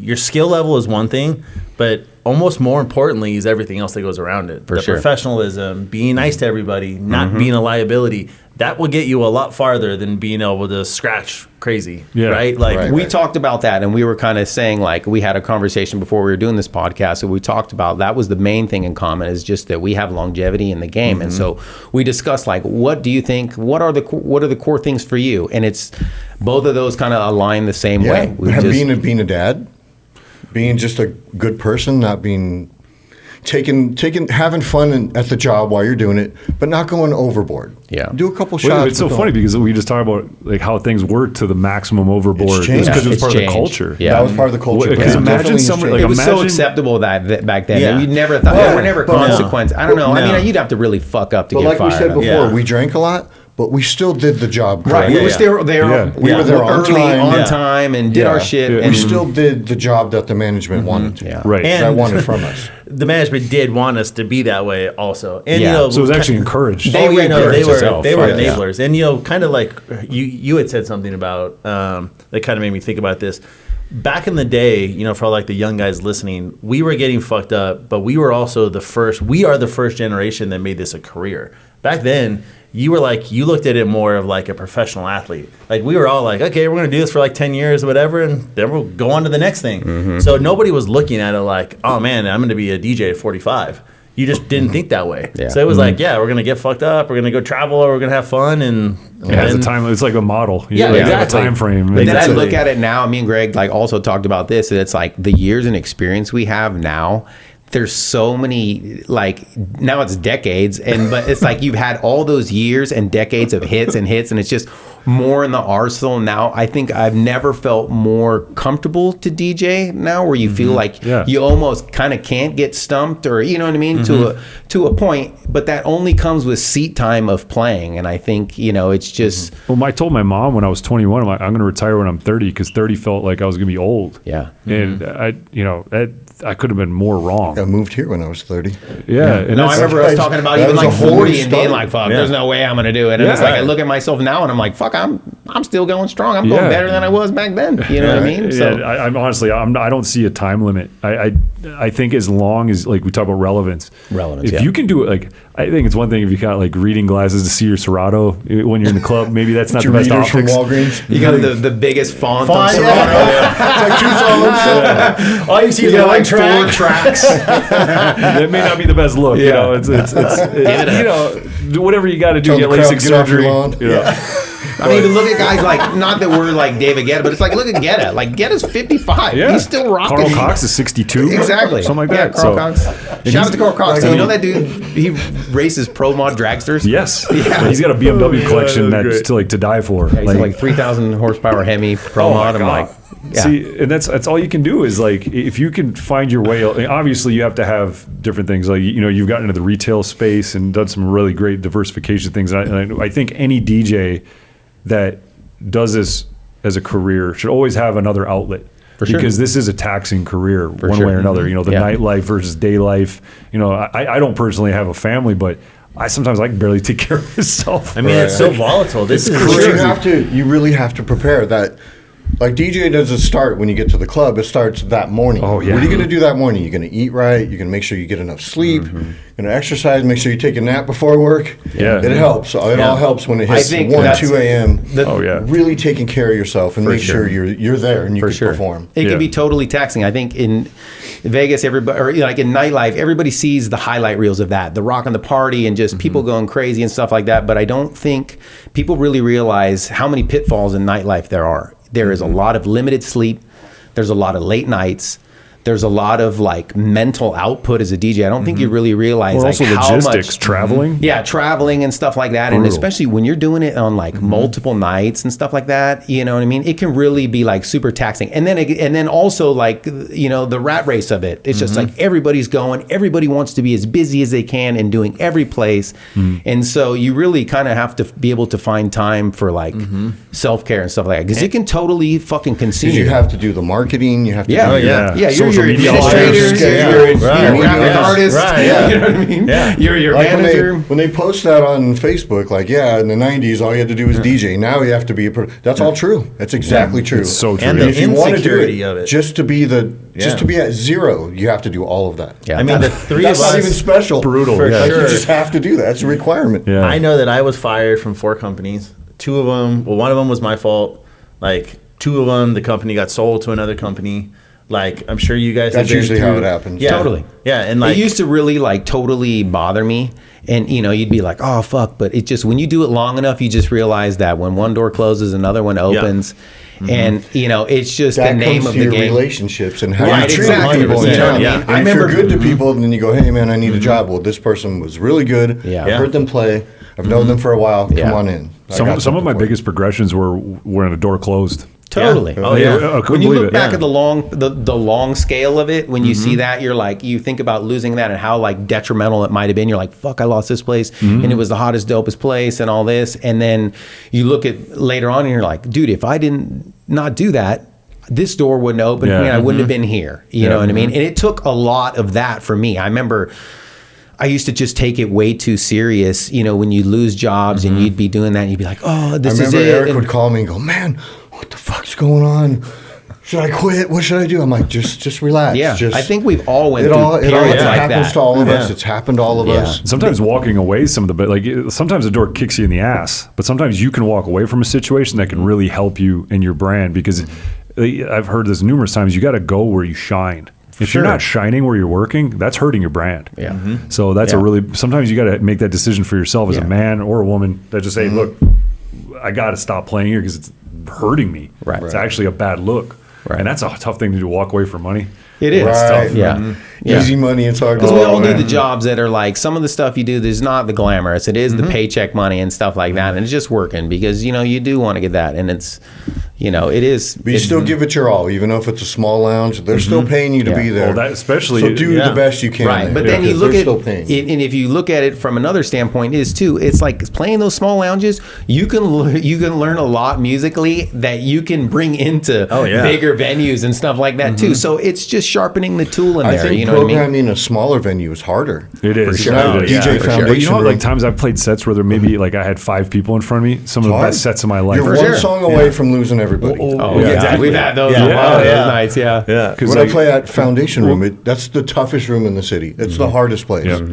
because you're 1 or 2 songs away from losing the whole Yeah. room. It's just you and music. There's no Foundation at effects. Mandalay Bay. Yeah, there's Yeah, no yeah. effects. There's no nothing. Yeah. I've been Yeah. there for a long time too. So Yeah. I love the people that work there, and I love working there. So, but But there's a lot of places like that in Vegas. Then I'll play Hakkasan the next night, and it's so easy. I could be playing bullshit at the beginning of the night, and people just, whew, Oh yeah, just because to the think about dance the floor. support that you have because it's no longer Right. just about you. You're a part of the machine, Yeah. and all you have to do is keep the machine running. Right. Because you got the CO2 guys, the laser guys, the kinetic lighting guys are Right, all on right. your side, making you look insane. That's actually makes it I remember easier. in Yeah. the beginning It's too, so like much fun. playing places like you were talking about where you're one song away from like losing, and that used to be so stressful. Where you know what I mean? Because you're like, oh, but there's a part. I call it like professionally not giving a fuck, where you kind of have to disengage a little bit and just being like, okay, Yeah. like I'm gonna do this and just you know what I mean. We're gonna get through it and not take it so you're taking it serious, but not so serious where it's like ruining your fucking day, and you know you're really like letting it affect your music choices and stuff like that. You kind of just gotta roll with it. I think those places help you program a bigger club even better. Totally. Yeah. Because Oh, you know absolutely. song for song, and you know how to piece together the puzzle of music that you're going to play. Yeah. Like, okay, I'm not going to play this now. I'm going to play this here. I'm going to play this there. I'm going to build the night up and then hit them hard. Because I feel like phrasing is like, and we're talking about like, well, I call it phrasing, but like when you're able to, when one song almost talks to the next song. Makes sense. The same style, Yeah. same Yeah. group, same Yeah, vibe. like one same- word finishes, another word starts perfectly in the same spot. That's like I feel like that's one of my favorite skill sets that I see in my own DJ brain is because then that's what creates routines, right? Yeah. and then I think that's what kind of creates a show because I know there's a lot of DJs that talk down about like playing the same songs in the same order a lot. For me, it's a routine because if it sounds good, why would you play it any other way? If it makes sense and they sound good together. Yeah. that's For fine. sure. Yeah, I have As long as your content whole like entire that. set isn't song for song. No, the same it's night. just like clusters, like 3-4 Yeah, songs in a row. I'm yeah. going Yep, to play them exactly. that way because that's my favorite way to play them because it makes sense. And you know, like I always say it like this too. It's like, well, if you go to see, like back in the day when Elvis performed, would you get mad Elvis played the same songs in the same order? Or if yeah. you go to see Metallica, Yeah, Metallica's got their set list. It's Yeah, the same. yeah. You know what I mean? Yeah. it's Are you exactly- mad that they did it that way? Because it's like we're performing whatever sounds the best to bring you on a journey. Is the way you should I do think it. it's more You've staff. tried like, this would so be many like, times that yeah, this is the yeah. best No, way. this is the formula. This is the best way that these 4 Yes. songs sound. And if you changed Yeah. it, just to change it, it wouldn't make sense. Yeah. It wouldn't work as Yeah. well. We all know the DJ when you walk into the club and the staff is like, oh yeah, we had a bet going on last night at midnight. He's gonna play that song. First song. I know what's coming up next. Yeah, but honestly, if it hits a certain way, because this is the best part about Vegas, is you never have the same dance floor twice. No, Right. For sure. And it's always something new. So Yeah. you can basically play, if you played a killer set the first night, you can sometimes recycle a lot of those combinations the next Yeah. time. If it We've seen it. something I've that- seen it not work too. Like Yeah. the If it next didn't night, work yeah. last night, and you go, okay, that didn't work last night. I'm going to mix these up a little bit, and we're going to change it a little bit tonight. Yeah. Yeah. It's what do you see for the summer? Like what kind of trends? You see anything that's maybe Definitely. something Definitely. new happening this summer? I feel like me and him talk about this because we're always like big on our format or how it's going. We feel that like hip hop is going to start taking a backseat, and it's going to be where it was more like 80% hip hop, 20% house. It's going to be almost flip flopped, if not flipped around. 50-50. And that's kind of how we're programming now. Is more like that. Those really cool like hip hop, like house remixes, like proper remixes and stuff like Those are that. so fun. And the Hills. So dope. You The know what I Hills mean? guys And- remix The do all Hills, those yeah. things. so that sound is Rich very Diets. yeah, exactly. Yeah. And so that sound is very popular, and so that's kind of where I think me and him, based on what we see it working. That's where I and see stuff it like going. I think that's going to be really EDM heavy, but not crazy EDM. It's familiar EDM with the hip hop remixes. Right. Yeah. That's what's going to be big. You know, And it's then it's funny going to is- allow you more touch on the most current hip hop instead of really relying on recurrence. You know what I mean, and stuff like that, and kind of going down and just hitting the most banger ones and right back Well, up. I feel like hip hop really, like as a whole, kind of dropped the ball in the last 8 years because of the lack of, I guess, like talented live performance. You know how many nightmare stories I've heard recently of just like artists that just aren't built for live performing. Like they're not like Busta Rhymes, they're not like Right, Ludacris, yeah. not like Nelly. Yeah. It's like these new wave artists that literally just stand on stage frozen and sit Just barely sing the saying anything. song, yeah. How do you build a fan base when you can't even engage your fans? And nothing to remember you by. Right. Yeah. And so I feel like that took a toll. For sure. You know, so then you went through COVID, and then it was kind of a system reset, and house really did take over on the underground side. Now it's mainstream. Now it's mainstream, But yeah. now at this point, it is the genre. Yeah, It's for a sure. house-based sound. For sure. And I'm excited about that. No, I love it. I don't mind For that me, one bit. I love it. That's one of the coolest things about our job is it's always dynamically changing. You know, I think if we've been doing it whatever 20 plus years, and it's like if you were playing the same exact stuff for that, you'd be so fucking over it. Yeah. But Right. because it's always changing yearly, and it's really like, especially if you really enjoy what you do, you're wanting to evolve. You're wanting to be, I think, ahead of the curve a little bit. That's Like what we always try and do. One is- step ahead. You don't Yeah. want to be 5 steps ahead Yeah. because then you're going to be too far ahead. You want to be 1 step ahead, so when it comes around, you're ready for it. Yeah. You're ready to go. Sounding Vegas fresh. is kind of like the common denominator crowd. Like you're trying to appeal to everything that's been popular everywhere else. You're just distilling it down to the most awesome format possible so that you can appeal to a Latin crowd, an EDM crowd, a hip hop crowd all at once, all in the same place, and keep them all happy and Yeah. keep them spending money. Yeah, for So sure. that's awesome. Well, guys, like seriously, thank you for Thank all you. this Thank you wisdom. for having us. It's Yeah, been this fun. this is seriously amazing. I love the conversation. I'd love to have you guys back and kind of keep unpacking this because Yeah, we'd love to. the nightlife's changing fast, and it's always good to kind of get the perspective and really talk to you guys even further. So I want to give you a big cheers. Cheers, Cheers, boys. cheers to the summer. Late night legends. Get off my grass. Legends in the building. Get off my Cheers. lawn, Aaron. Eric Forbes. Stay off. Lopez, Icon, DJ DeVille. We got Alex Dreams doing production. Yes, Late night sir. legends. We'll see you next time. Late night legends, late night legends. Direct from Vegas, it's the late night legends. Late night legends, late night legends. Club killers, let's go. Late night legends. Late night legends. Direct from Vegas, the world famous Club Killers crew.